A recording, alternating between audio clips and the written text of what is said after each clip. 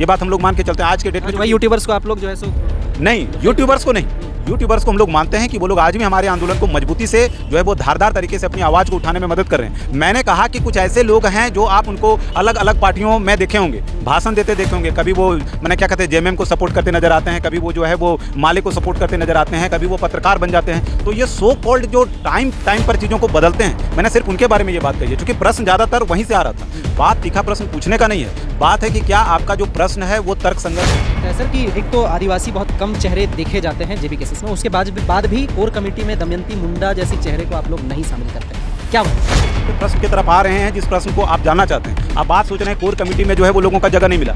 एक बात बताते हैं कि कोर कमेटी में जिन लोगों को जगह मिला इसका ये मतलब नहीं होता है कि वो लोग सारे लोग चुनाव लड़ेंगे या वो लोग जो है वो बड़ी चेहरे हैं। हो सकता है कि उसमें डिसीजन टेकिंग का कैपेसिटी अधिक रहा हो। हमारे हर पार्टी में ऐसा होता है। आप बीजेपी में आपको बता देंगे कि कोर कमेटी में बहुत सारे ऐसे लोग हैं। देवेंद्र को नहीं मानते, नहीं, डिसीजन टेकिंग यादव को नहीं मानते, हम लोग संजय मेहता नहीं, हम लोग मानते हैं कि ये लोग नेता हैं, ये लोग नेता हैं, ये लोग हमारे बड़े चेहरे हैं और ये लोग चीज़ों को प्रेजेंट करते हैं। आप कहने का मतलब जेबी केसेस को कौन बनाया? नहीं, मेरी बात समझिए, जेबी केसेस को निश्चित रूप से जयराम जी बनाए हैं। जेबी केसेस मैं तो का हाथ नहीं है, अभी नहीं पूरा हमको हाथ नहीं, आप नहीं मेरी बात नहीं समझ रहे हैं, हमको पूरा। सबसे बड़े नेता कह रहे हैं कि पार्टी में राजतंत्र है। प्रेस कॉन्फ्रेंस में बाकायदा ये बात उन्होंने कही है कि पार्टी में राजतंत्र है और भस्मासुर की तरह जो है सो समाप्त हो जाएगी पार्टी कुछ दिनों में। इस पे क्या कहेंगे? इसको लेकर के प्रश्न सुन के लोग समझ जाते हैं कि पार्टी में फूट है। इसके लेकर साथ अनवार के नेता और जेबी केसेस के केंद्रीय नेता राजदेश रतन सर हैं। सबसे पहले सर बहुत स्वागत है। बहुत बहुत धन्यवाद आपका और आपके चैनल देखने वाले सभी लोगों को मेरा झारखंडी जोहार। सर बहुत सारे सवालों के साथ आज आपके बीच आए हैं। बहुत तमाम लोगों के दिलों में ये कयास है कि ऐसा ऐसा सवाल आप लोग पूछे, लेकिन उससे पहले हम लोग पूछेंगे विधानसभा चुनाव के बारे में कि आप लोग तैयारी कैसे कर रहे हैं। विधानसभा चुनाव समीप में है, आप लोगों के संगठन में बोला जा रहा है कि मतलब फूट हो गया है अभी से, आप लोग तैयारी कर रहे हैं कि संगठन के बारे में सिर्फ उलझ के रहिएगा? नहीं, मैं तो आपने दो प्रश्न पूछा है, हम एक एक करके जवाब देना चाहेंगे। पहली बात है कि जहाँ तक तैयारी का सवाल है, आपको हम बताना चाहते हैं कि हम लोगों ने एक चयन समिति का निर्माण किया था केंद्रीय टीम के द्वारा और उसके बाद जो है वो जगह जगह पर जितने भी ज़िले हैं झारखंड में, उन सारे ज़िलों पर जो है वो हम लोगों ने अपनी संगठन की ज़मीनी पहुँच के लिए जो है वो प्रखंड स्तरीय, पंचायत स्तरीय और जिला स्तरीय जो है वो संगठन का विस्तार कर दिया है।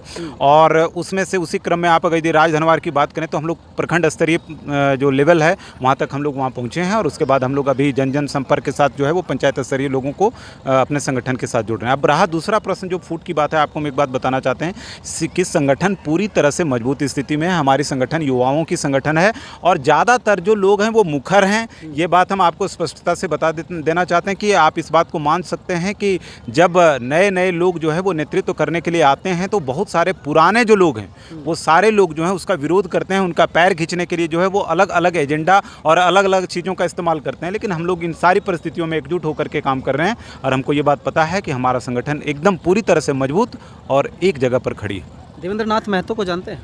बिल्कुल जानते हैं, क्यों नहीं जानते हैं। हमारे मतलब क्या कहते हैं कि बेहतरीन साथियों में से एक हैं जिनका मैंने क्या कहते हैं उत्पत्ति ही जो है वो आंदोलन से हुआ है और पूरे झारखंड में चाहे वो विद्यार्थी हो, चाहे वो कोई भी संगठन का हो, आज तक उन्होंने इतना काम किया है संगठन के लिए, तो निश्चित रूप से जानते हैं।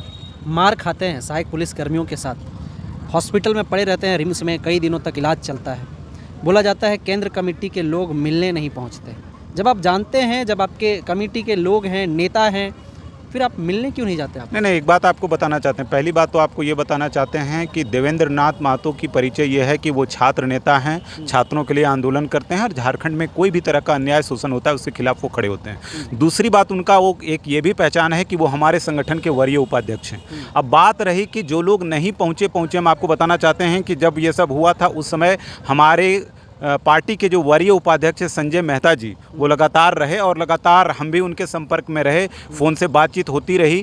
हमारे अध्यक्ष महोदय भी जो है वो हमारे साथ जयराम कुमार महतो जी का बातचीत होते रहा। लेकिन संजोग ये हो गया कि उस समय कुछ ऐसी स्थिति आ गई थी जिसके चलते वो वहाँ पर पहुँच नहीं पाए। बाद में वो दिल्ली भी गए, हालांकि दिल्ली जाने के मामले में कई और भी कयास लगाए गए, लेकिन वो सारे कयास जो थे वो झूठे थे। मुख्य उसका जो उद्देश्य था वो था देवेंद्र नाथ महतो से मिलना, क्योंकि वो यहाँ पर आकर के मिल नहीं पाए थे तो वो दिल्ली तक गए। इसलिए इस बात को आप कहीं से नहीं कह सकते हैं कि केंद्रीय जो हमारी टीम के सदस्य हैं वो लोग जो है वो देवेंद्र नाथ महतो से मिलने नहीं गए। दिल्ली गए लेकिन मुलाकात नहीं हुई। नहीं, अब देखिए वो गए दिल्ली, उसके बाद एक बात आप समझिए कि आज भी जयराम कुमार महतो इतने बड़े नेता नहीं हैं कि उनको सर्किट हाउस में रहने का मौका मिले, बड़े बड़े एमपी एमएलए के साथ मिलते हैं। हम लोगों के पास लिमिटेड रिसोर्सेस हैं। किसी तरह से वो ऐसा हुआ कि फ़ोन उन नहीं उठा पाए, जिसके चलते ये पता नहीं चल पाए कि किस हॉस्पिटल में है, जिसके चलते वो नहीं मिल पाए और फिर मजबूरी में उनको वापस लौटना पड़ा। बहुत सारे लोग ये बोल रहे हैं कि फूट हो गया है और इसी को लेकर के अभी देवेंद्र नाथ महतो, संजय मेहता, मनोज यादव जी अलग अलग मतलब सब हो रहे हैं और प्रेस कॉन्फ्रेंस भी हुई है कल।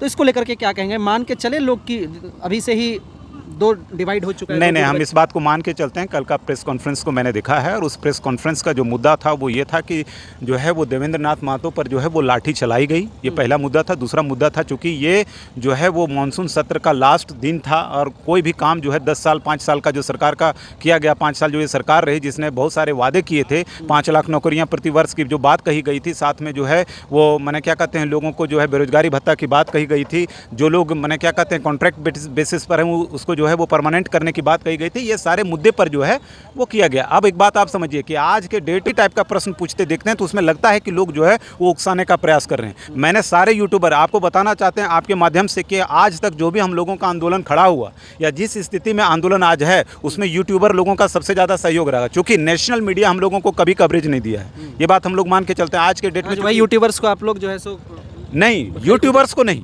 यूट्यूबर्स को हम लोग मानते हैं कि वो लोग आज भी हमारे आंदोलन को मजबूती से जो है वो धारदार तरीके से अपनी आवाज़ को उठाने में मदद कर रहे हैं। मैंने कहा कि कुछ ऐसे लोग हैं जो आप उनको अलग अलग पार्टियों में देखे होंगे, भाषण देते देखे होंगे, कभी वो मैंने क्या कहते हैं जेएमएम को सपोर्ट करते नज़र आते हैं, कभी वो जो है वो माले को सपोर्ट करते नज़र आते हैं, कभी वो पत्रकार बन जाते हैं। तो ये सो कॉल्ड जो टाइम पर चीज़ों को बदलते हैं, मैंने सिर्फ उनके बारे में ये बात कही है, क्योंकि प्रश्न ज़्यादातर वहीं से आ रहा था।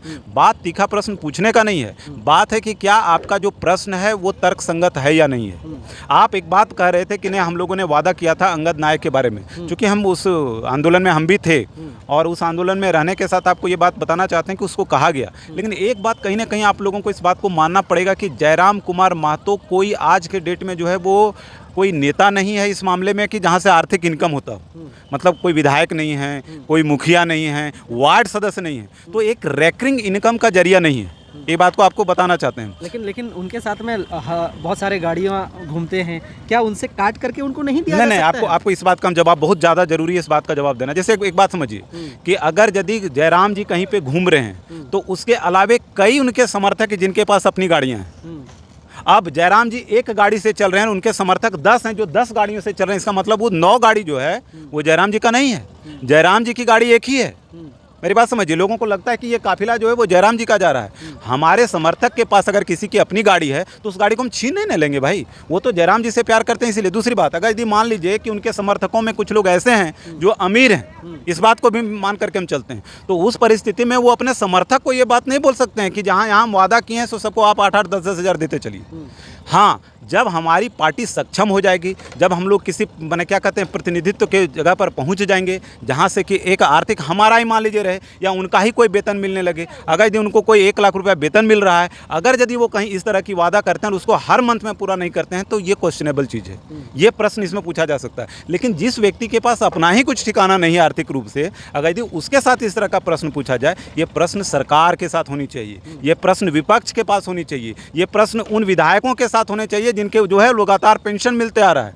आप देखिए जयराम जी का बैकग्राउंड क्या है, 2 कमरों का घर है बस, मेरी बात समझिए, और वो अपने जो है वो चंदा का जो व्यवस्था है उसी पर गाड़ी है, उसी का मोबाइल है, उसी का रिचार्ज है।